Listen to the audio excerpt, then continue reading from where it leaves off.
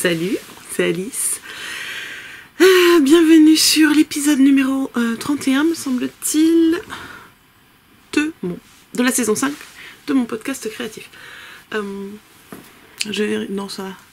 Je rentre de... Je sais pas si vous avez déjà fait des recherches d'apnée du sommeil. Donc là, je rentre de l'hôpital. Je suis passée vers la salle de bain, j'avais encore des marques des différents capteurs. J'ai pris le bus avec. Bon, si moi je les ai pas vus dans le miroir en partant, c'est que ça devait pas trop se voir, mais avec de la lumière ça se voyait bien. Bref, il me colle les trucs dans les cheveux, faut que je les relave. Enfin, bref. Je suis pas super bien dormi, mais bon, c'est pas grave. Alors, on va parler de tricot. Est-ce que j'ai crocheté quelque chose cette semaine? Ça fait un peu plus d'une semaine qu'on s'est vu, je me rappelle plus ce que je vous ai montré la dernière fois. Je crois pas que j'ai crocheté. J'ai fait un petit cochon en fil chenille. Non, je crois que je ne l'ai pas, je vous l'ai pas montré, mais je l'ai pas là. Je vous montrerai en photo. Deux crochets, tricot, crochet, broderie, lecture. Alors, on va commencer par celui qui est terminé. Alléluia. Il s'agit du top Sophoryne de Yarnflex que voici, que voilà, que j'ai tricoté. Alors, en fil geisha de Plassard, coloris je ne sais plus et j'ai pas l'étiquette sous la main. Enfin, il y en a qu'un de un peu fuchsia comme ça. C'est un fil 100% soie que j'avais eu moins 50% lors du déstockage d'une boutique qui fermait. Il y a 2 ans facile. Donc comment que ça se construit? Je l'ai commencé au mois de juin, donc je me rappelle plus très bien. Mais bon, c'est assez classique. On commence par monter les mailles du dos. On fait des rangs raccourcis, me semble-t-il, pour les épaules. Toc toc toc, elle est là mon épaule. Voilà, on fait des petits rangs raccourcis ici pour la pente d'épaule, bon on les voit même un petit peu. C'est très discret sur ce fil, c'est ça qui est chouette, parce que c'est un fil de soie, mais il n'est pas tout lisse, il est un petit peu comme de la bourrette de soie. Mais du coup c'est doux, mais c'est un petit peu avec des aspérités, j'aime bien. Ensuite, quand on a fait nos rangs raccourcis, on commence, on fait le dos jusqu'à arriver à une certaine hauteur, puis on fait des augmentations pour former le bas de notre manchure. Ensuite, on reprend les mailles sur une épaule, rang raccourci, on descend, on fait l'emmanchure, deuxième épaule, on relève les mailles, rang raccourci, on descend, on fait l'emmanchure, jusqu'à une certaine hauteur. Je crois que c'est juste après les emmanchures qu'on fait lever. On rejoint tout le monde en rond, et on va tout droit jusqu'en bas, on finit par des petites côtes. Et ensuite, on va relever les mailles sur nos emmanchures. Alors, elles sont un peu grandes, mes manches. Normalement, elles sont plus longues. Et il y a des diminutions. Moi, j'ai pas fait de diminution. Par contre, j'ai relevé le nombre de mailles et je pense que j'aurais pu relever moins. Parce que du coup, je les trouve un peu grandes. Ça fait un petit amas voilà, c'est pas hyper saillant. Mais je pense qu'avec moins de mailles, ça aurait été bien. Genre la moitié en bas, là. Enlever la moitié de ce qui est monté sur le bas, ça aurait été bien. Et je les ai faites plus courtes du coup, parce que j'étais pas sûre qu'il me reste du filet. Effectivement, il me reste pas grand chose. Donc j'aurais joué à la Yarn Chicken. Donc c'est une emmanchure, c'est une manche montée, donc on relève toutes les mailles. Ensuite, on vient faire des rangs raccourcis pour former l'épaule. Et une fois qu'on a formé notre épaule, on part en rond sur quelques centimètres. On fait les diminutions que je n'ai pas faites et on fait des côtes. Alors ça, c'est la dernière que j'ai faite. Et j'ai tellement l'habitude de faire des côtes 2-2 sur mes chaussettes, par exemple. Donc quand je fais un patron, moi, ou... Enfin, je préfère les côtes 2-2 aux côtes 1-1. Au rendu et à l'exécution. Je me suis rendu compte à la moitié de mes côtes qu'en fait, partout ailleurs, j'avais fait des côtes 1-1. Donc l'encolure, je l'ai faite avant. Je l'ai faite avant l'encolure. Je l'ai faite avant de faire les manches, pour être sûre d'avoir assez de fil pour la faire. Donc c'est pareil, on relève les mailles et on fait des côtes avec ici des diminutions, des doubles diminutions pour former le V. Et donc la deuxième manche a des côtes 1-1. Voilà, voilà. Je trouve le V un chouille profond. En fait, j'aurais pu faire la taille en dessous, je pense. Mais j'ai perdu un peu de poids depuis que je l'ai commencé. Donc, je me suis dit, c'est pas étonnant. Mais du coup, j'ai de les nettoyer les manches comme elles sont. J'ai de la place, quoi. On peut mettre 2 bras dedans.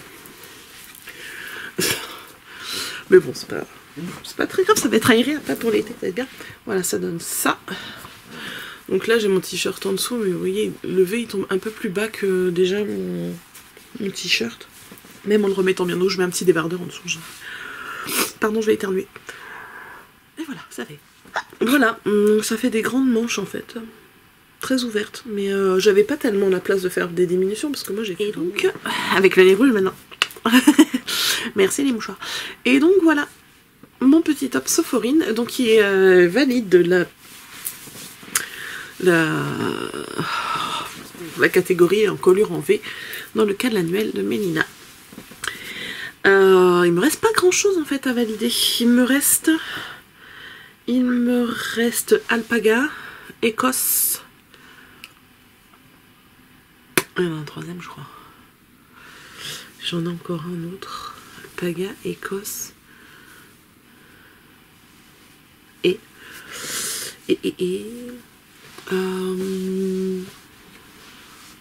sais plus. Faut que je regarde. Alors. Drive. Where is my drive? Alors, le cal. L'avantage, c'est que je suis dans le fichier, je suis dans les premières. J'ai pas besoin de faire 30 000 trucs pour savoir. Il me reste le thème 2. Le thème 8. Ah non, il n'y en a plus que 2. Le fil rouge, j'ai pas fait. C'était ma couverture au crochet que j'ai absolument pas touché depuis le début de l'année. Les défis, les 4 sont validés. Après, c'est les flash knit. Et flash knit, je me mets pas la pression là-dessus. Donc, il me reste plus que 2. Trop bien. Donc, voilà pour le cal en tout cas. Les encours.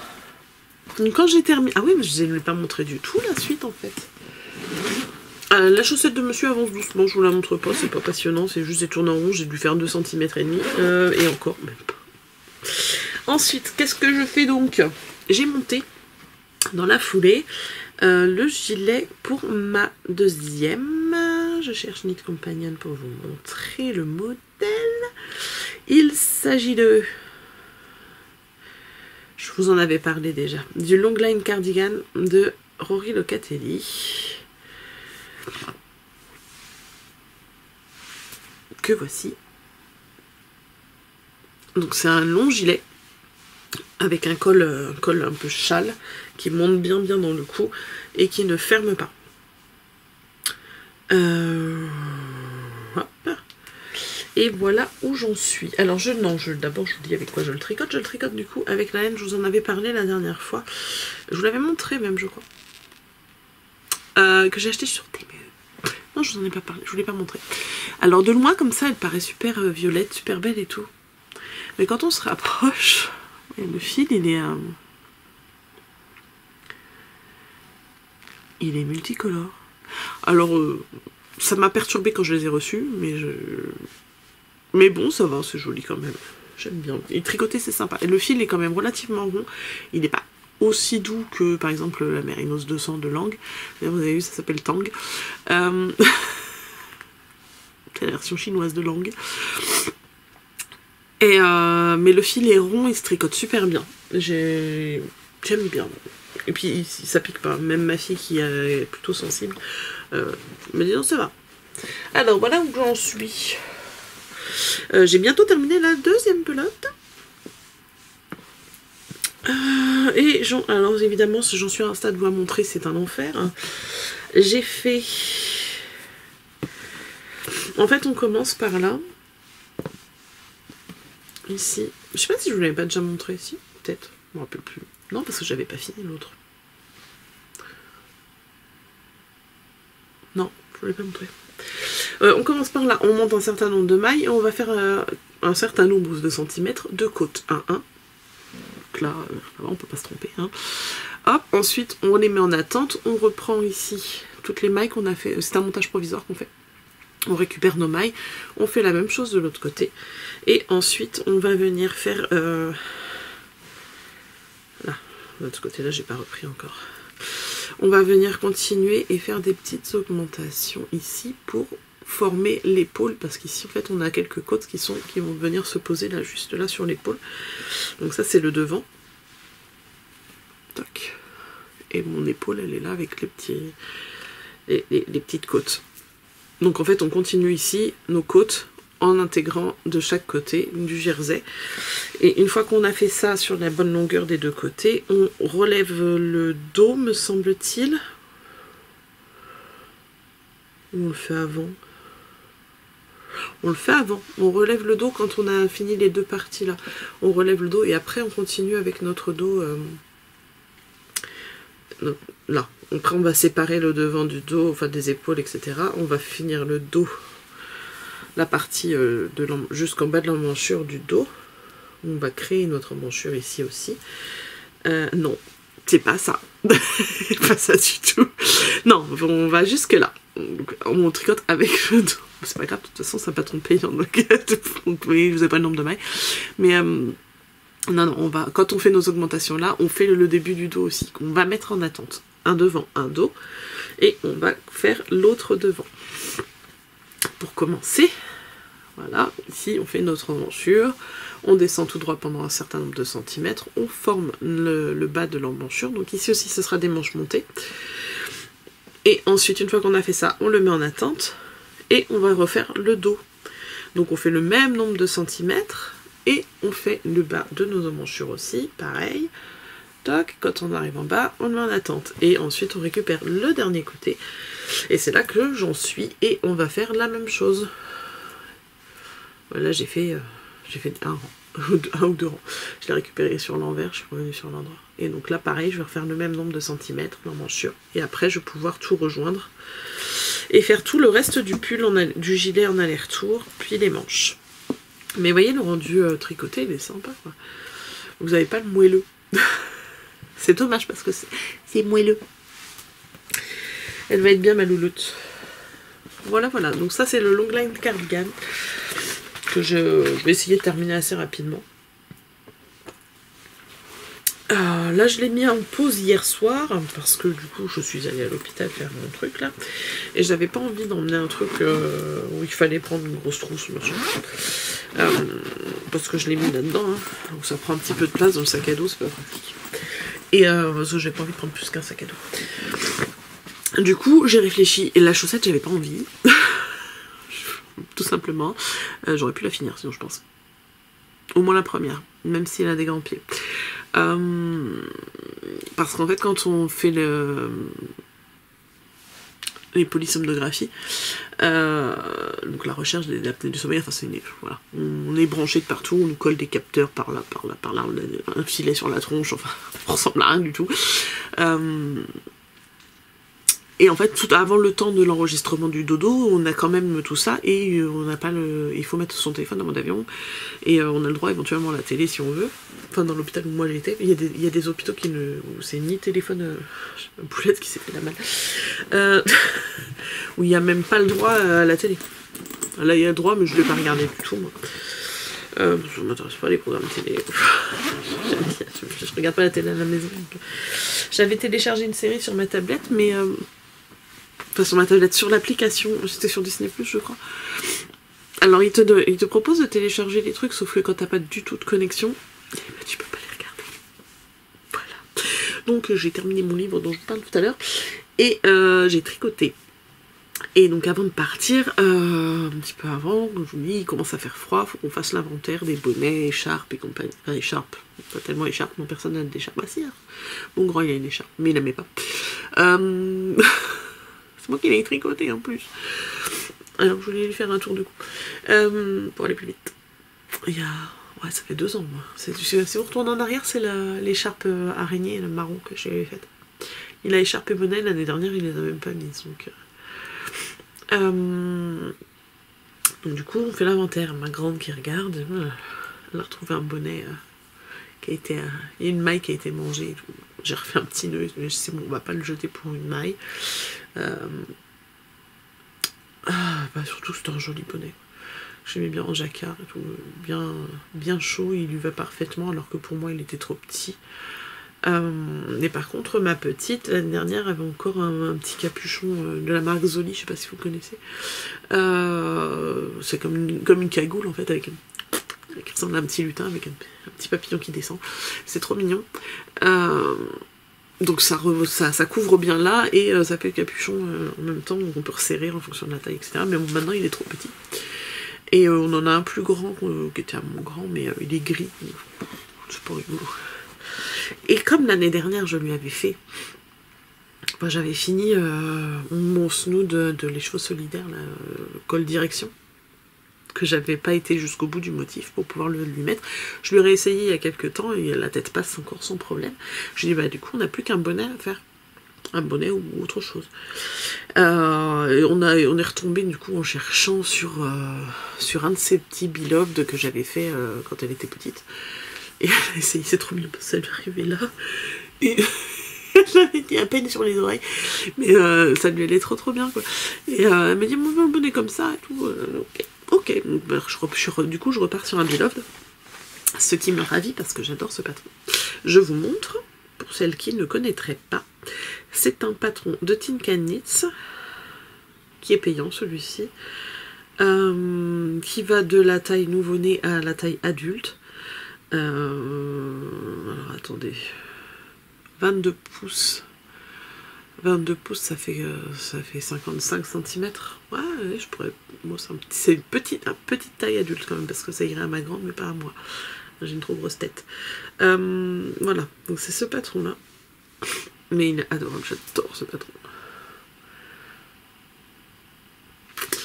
Et il est très sympa à faire en fait. C'est les i-cords des rangs raccourcis. Et puis voilà.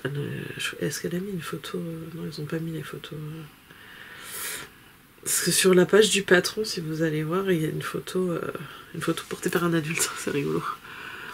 Ouais, les petites bouilles là. Et je lui en avais déjà fait 2. Il y a un nouveau-né, bébé, toddler. Toddler, c'est 1 an et demi, 2 ans. Child et adulte. Donc enfant et adulte. Et moi j'avais fait déjà la newborn sûre. Celle que j'ai retrouvée, ça devait être baby.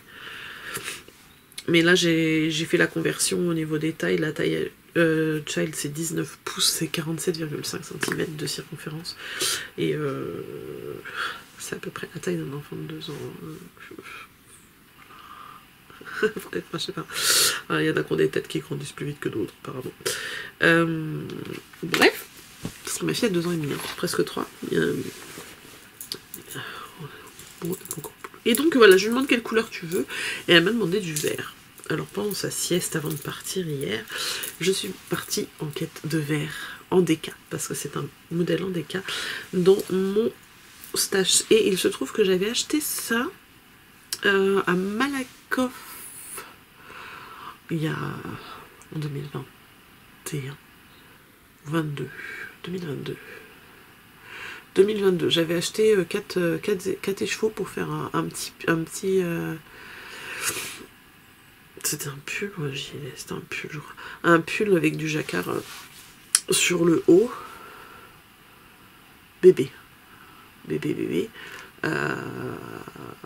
que je n'ai pas tricoté tout de suite, puisque le bébé pour lequel c'était prévu, j'ai fait une fausse couche.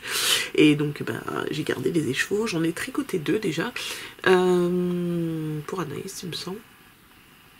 Et donc voici le 3e de la catégorie, c'était donc chez La Féfile, et c'est le coloris Gaston. Voilà, donc c'est un vert kaki, qu'on peut plus retrouver évidemment, puisque La Féfile a arrêté de teindre. Et donc voilà. Et j'ai bobiné ça à l'arrache, assis sur mon lit, là. Vous voyez, là, ici, là.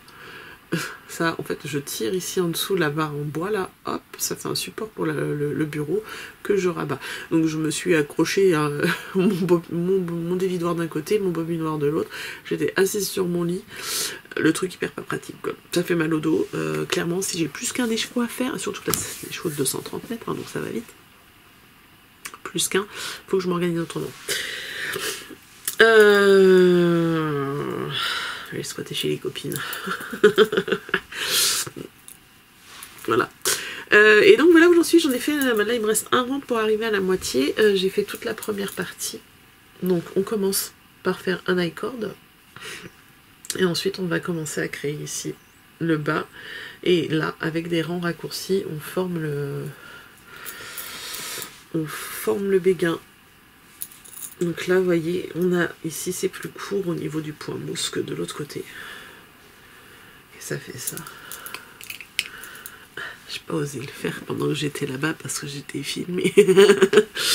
Et puis dans le bus non plus, j'ai vite. Mais vous voyez, ça fait ça. Bon, alors sur elle, ça va être beaucoup plus mignon parce qu'elle est toute petite et puis qu'elle a rarement les cheveux attachés, mais en gros, ça. Comme c'est joli ça. Bref, en gros, je vais me mettre dessus ce week-end et à la fin du week-end, il sera terminé. J'essaierai de le subtiliser pour la prochaine vidéo pour vous le montrer terminé. Sinon, je vous montrerai en photo parce que je ferai forcément des photos. Et voilà. Pour les encours. En crochet, je n'ai pas d'encours. Non, je crois pas.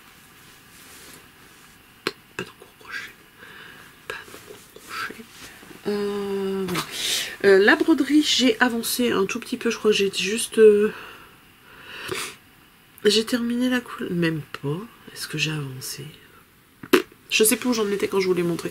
Si, je crois que j'ai fini le jaune, là, il manquait encore un peu de jaune, et j'ai commencé un vert un peu plus... un peu plus kaki aussi. Non, ouais, pas tout à fait kaki, mais voilà. Voilà. Il me reste encore ce côté là à faire. Si, je vous en avais parlé parce qu'après il y en a au-dessus. J'ai pas avancé en fait. Voilà. voilà. Et donc lecture. Donc je vous ai laissé la dernière fois. Je l'avais commencé celui-là. Je sais même plus. Si, je vous avais parlé de Laure Manel, la 5 heures en sursis. Ça, je me rappelle que j'en avais parlé. J'avais pas commencé celui-là. Je suis perdue. Je l'ai commencé. Pardon. J'arrive. Non, je suis pas sûre que je vous l'ai montré. Non, parce que je l'ai lu hyper rapidement celui-là. Alors attendez. Changement d'application. Allons sur Babelio. Je sais même plus. Ça me fait pas envie. Je veux pas ça. Je m'en fiche. Connecte-toi.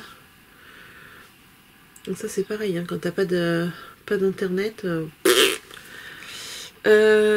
Alors, celui-là je l'ai terminé, je vais le marquer tout de suite.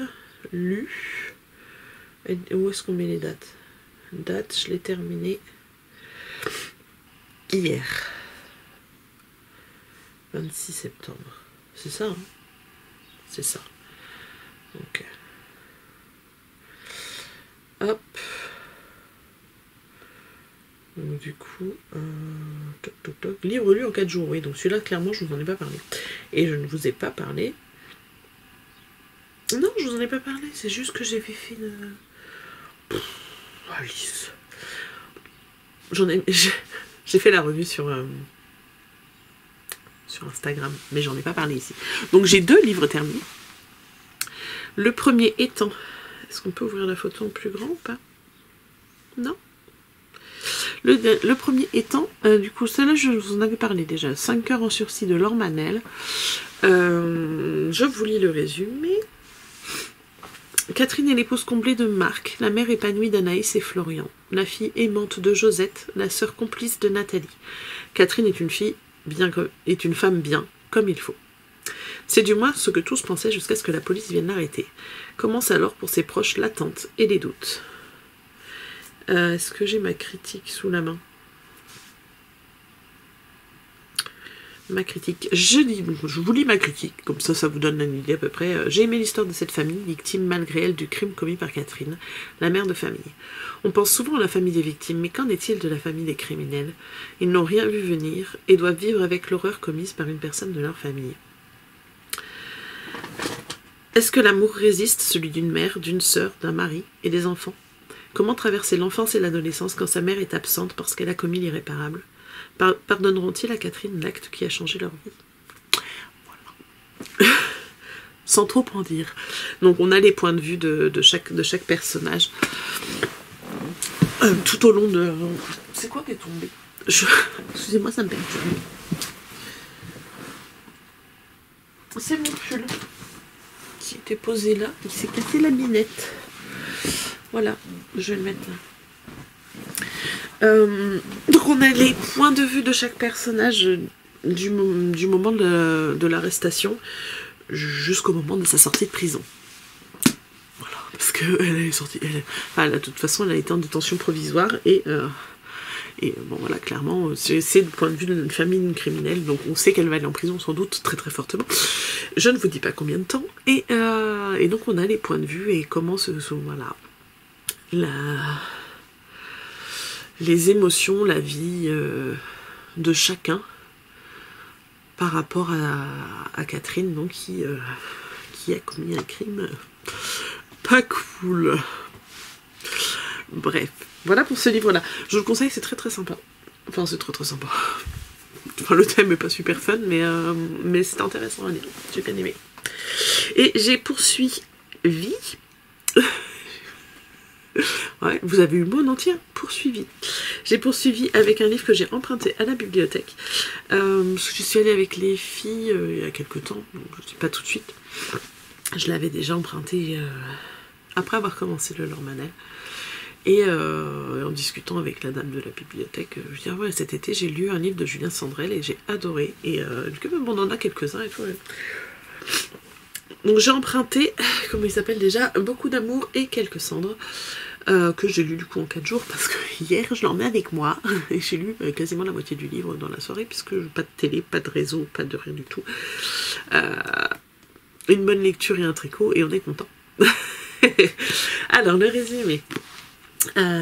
Lucia, Hortense, Joséphine, Arsène, Max, 5 inconnus qui n'auraient jamais dû se rencontrer, mais qui ont reçu la même invitation, aussi excitante qu'inattendue pour une mystérieuse chasse au trésor à travers la Californie. Lucia est une étudiante enceinte de 4 mois. Hortense, une quadra aux prises avec un maître chanteur. Joséphine et Arsène forment un couple de retraités fantasques. Max exerce l'étrange métier de disperseur de cendres d'éléphants. Tous les 5 se retrouvent sur le tarmac de l'aéroport de San Francisco, où les accueille Jim, qui sera leur guide tout au long du voyage. Très vite, des détails vont dérailler, et ce voyage qui s'annonçait comme une parenthèse de rêve va se révéler beaucoup plus déstabilisant que prévu. Et s'il ne s'agissait pas d'un simple jeu? Au bout de l'aventure, un trésor les attend, mais qui ne ressemblera en rien à ce qu'ils imaginaient. Il y aura quelques larmes et beaucoup d'amour. Voilà, donc c'est écrit en dessous, en explorant la rédemption et l'amour sous toutes ses formes, Julien Sandrel nous offre ici un nouveau roman d'une grande intensité au dénouement bouleversant. Et j'avoue, le dénouement, on s'y attend pas en fait.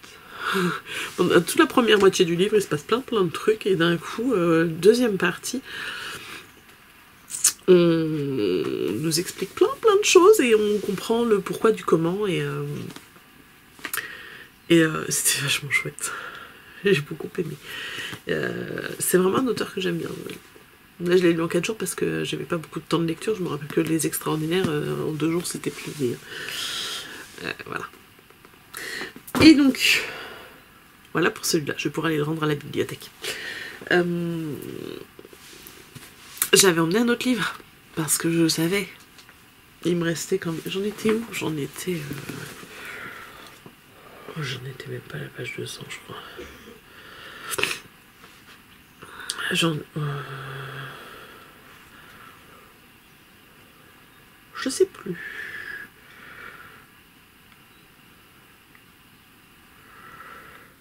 Si je j'en étais là, j'en étais à peu près à page 179, donc j'ai lu tout ça hier. Et je me suis dit, je vais pas partir sans rien parce que je vais le terminer avant la fin de la soirée, ça c'est quasiment certain. Et si j'ai pas envie de tricoter ou que je peux pas parce que on a le capteur pour la saturation en oxygène, là, si on l'a tout le temps et qu'on peut pas tricoter, il me faut une autre lecture. J'ai réfléchi longuement, est-ce que je lis le tome 2 des 7 sœurs, ou est-ce que je lis autre chose, etc. Et je me suis acheté un livre il y a quelques temps qui me fait envie depuis que j'ai lu à peu près Contes de fées de Stephen King. Je l'ai acheté quand je l'ai croisé en magasin. Une fois je suis allée à la FNAC, j'ai fait tous les rayons, etc. Et là j'ai vu qu'il était là, j'avais des sous pour l'acheter, alors je l'ai acheté et j'ai commencé l'Institut. J'en suis pas très loin, j'en suis au chapitre 7. Je vous lis le résumé. Pour l'instant, j'ai pas grand chose à en dire parce que il se passe pas grand chose. C'est le début, quoi. Alors, l'Institut. En pleine nuit, à Minneapolis, des intrus pénètrent dans la maison de Luke Ellis. Un surdoué de 12 ans tue ses parents et le kidnappe. Quand le jeune garçon se réveille à l'Institut, la chambre où il se trouve est semblable à la sienne, si ce n'est l'absence de fenêtres. Dans le couloir, d'autres portes cachent d'autres enfants, dotés comme lui de pouvoirs psychiques. Que font-ils là? Qu'attend-on d'eux? Qu'attend-on? C'est un D. Qu'attend... J'y arrive pas. Qu'attend-on d'eux? Ça fait bizarre comme phrase. Bref, qu'est-ce qu'on attend d'eux? Et pourquoi ne cherche-t-il pas à s'enfuir? L'Institut nous entraîne dans un monde totalitaire qui ressemble étrangement au nôtre. Les avis, le lecteur se trouve pris au piège dans cet établissement diabolique avec la désagréable sensation que pour une fois, l'affrontement entre le bien et le mal pourrait ne pas avoir la bonne issue. Stephen King trouve désormais dans le monde réel ce qu'il allait chercher chez les monstres. De là surgit la véritable terreur. Un magnifique thriller humaniste. Alors, dans ce que j'ai lu, on parle même pas encore de Luke Ellis, je ne sais pas qui c'est, je ne sais pas. Au début, on rencontre un personnage qui est un ancien policier. Et puis voilà. Pour l'instant, il n'y a pas grand chose à en dire. Bref.